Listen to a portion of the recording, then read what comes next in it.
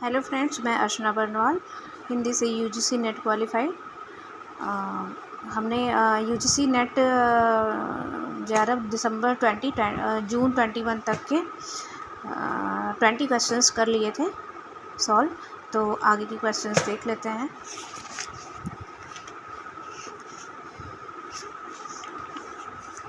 आते हैं question number 21 पे। तो वो एजर्शन और रीजनिंग वाले क्वेश्चन है, तो उसको हम छोड़ दे रहे क्योंकि वो रीड करके वहीं पे एग्जामिनेशन हॉल में सॉल्व किया जाता है, तो उसको छोड़ देते हैं।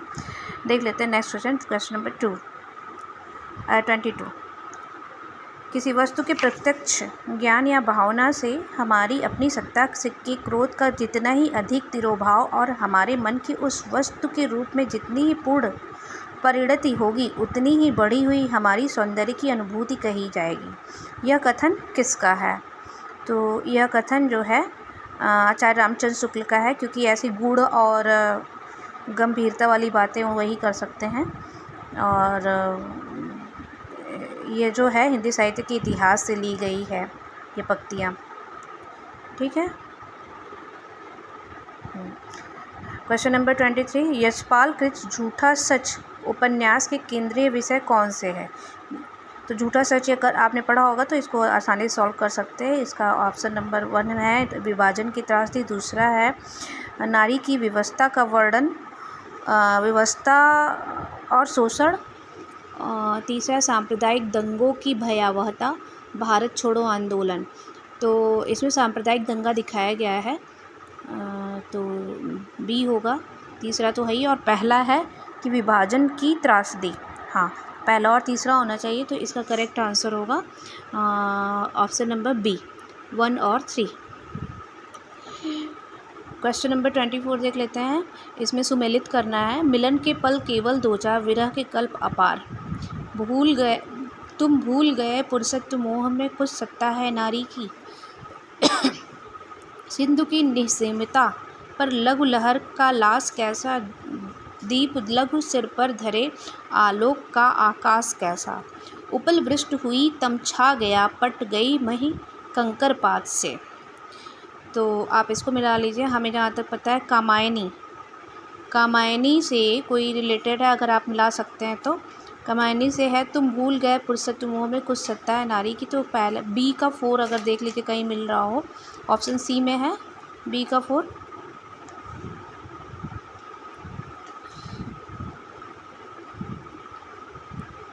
ये ऑप्शन ए बता रहा है। ए का 4 होगा और बी का 3 होगा कामायनी। हाँ ठीक, बी का 3 होगा।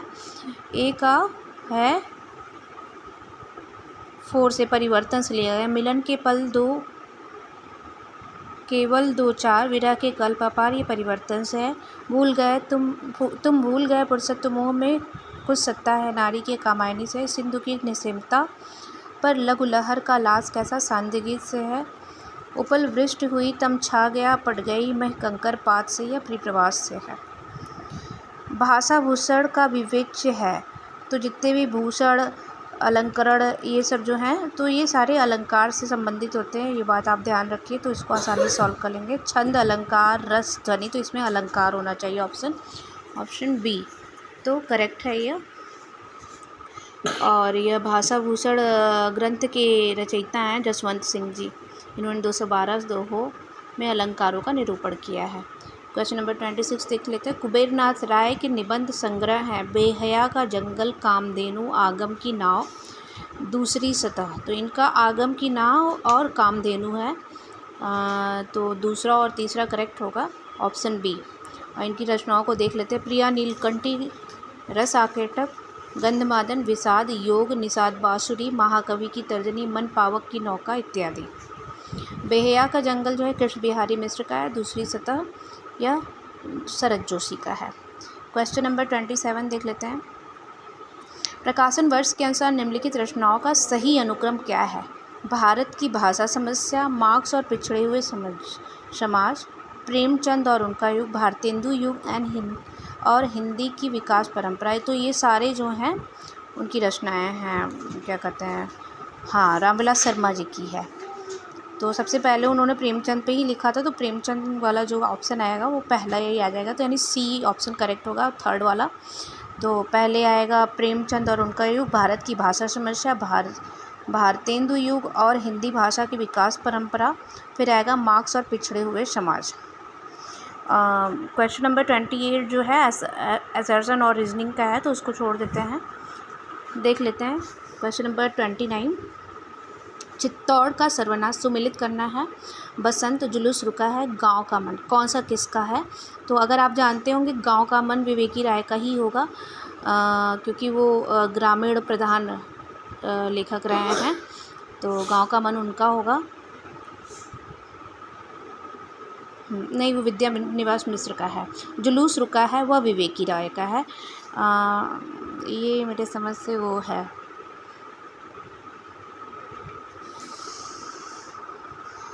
जुलूस रुका है शायद रिपोर्टाज है, मैं कंफर्म नहीं हूँ। बाकी आप रचनाएं देख लीजिए। बसंत भारतेंदु हरिश्चंद्र का, चित्तौड़ का सर्वनाश रूपनारायण पांडे का। क्वेश्चन नंबर 30 देखते हैं। सप्तपर्णी लौट आओ उधार, हम हसमत आज के अतीत, तो इसमें भी आप मिला लीजिएगा। हम हसमत जो है कृष्णा सोबती का है, और सप्तपर्णी जो है गिरिराज किशोर का है। लौट आओ उधार वह जो है दूधनाथ सिंह का है, और आज के अतीत भीष्म साहनी का है। यह बहुत ही फेमस उपन्यास है। नेक्स्ट देख लेते हैं। जितनी सफलता भारतेंदु युग के लेखकों को निबंध रचना में मिली, उतनी कविता और नाटक में नहीं मिली। यह कथन किसका है? तो यह रामविलास शर्मा जी का कथन है। रामचंद्र शुक्ल मत लगाइएगा, उन्होंने भी कुछ ऐसा ही मिलता जुलता कहा है, लेकिन ये रामविलास शर्मा का है कि जितनी सफलता भारतेंदु युग के लेखकों को निबंध रचना में मिली, उतनी कविता और नाटक में नहीं मिली। तो यह कथन रामविलास शर्मा जी का है। क्वेश्चन नंबर 32 देख लेते हैं। हम राज लिए मरते हैं, सच्चा राज्य परंतु हमारे कर्षक ही करते हैं। तो इस प्रसंग में उर्मिला का कौन सा विचार सही नहीं है? सामंती समाज की स्त्रियां मर्यादा के नाम पर घर की चारदीवारी में कैद होती हैं। किसान स्त्रियां अपने पतियों के साथ स्वतंत्रतापूर्वक विचरण करती हैं। किसान राज समाज से अधिक सुखी है। और चौथा ऑप्शन है राज्य सुख भाग्यशाली लोगों को प्राप्त होता है। तो इसका करेक्ट जो होगा डी होगा। ठीक है, सच्चा राज्य राजसुख भाग्यशाली लोगों को ही प्राप्त होता है। यह साकेत से लिया गया, साकेत महाकाव्य के नवम सर्ग से उद्धृत है, जो मैथिली शरण गुप्त द्वारा रचित है। क्वेश्चन नंबर 33 देख लेते हैं। निम्नलिखित में से कौन सा तद्भव शब्द नहीं है? राय, खेत, दाहिना, कवि। तो यह जो है कवि जो है वह तद्भव शब्द नहीं है। राय मतलब राजा को बोलते हैं। खेत क्षेत्र हो गया, दाहिना दक्षिण हो गया, तो जो नहीं है वो कवि है।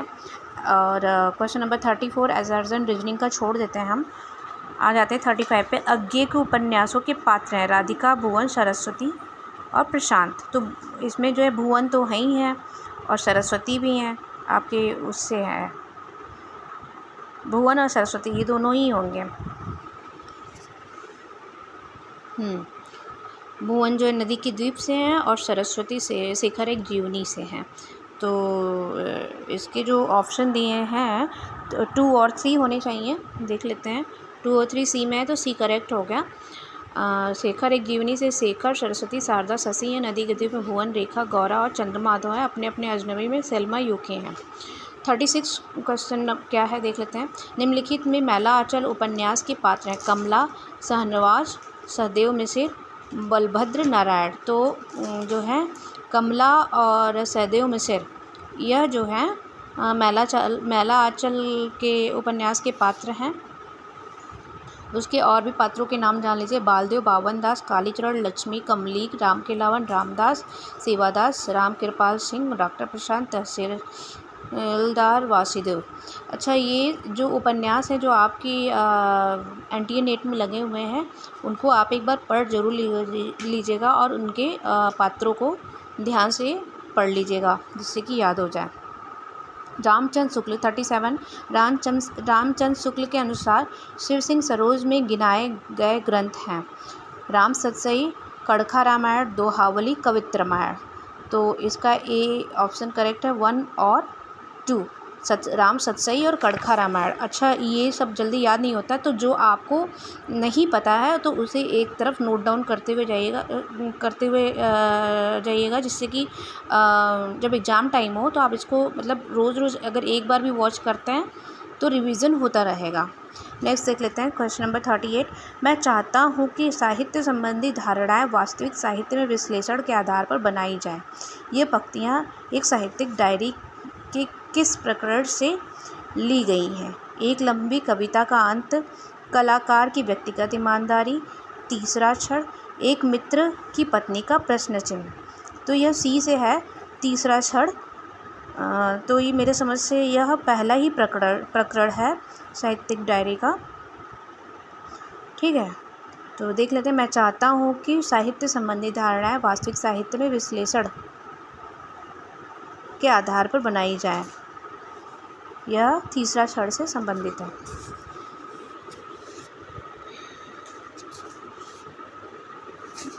क्वेश्चन नंबर 39 देख लेते हैं। सुमेलित कीजिए। होली है, ये होली है तो आप लोगों को पता होना चाहिए कि ये प्रताप नारायण मिश्र की ही रचना है। पीछे मत फेंकिए, यह उनका है, बालकृष्ण भट्ट जी का। ये आपकी रचना उसमें रचनाओं में एनटीए नेट की रचनाओं में लगा हुआ है, तो आप इसको पढ़े रहेंगे तो कर लेंगे।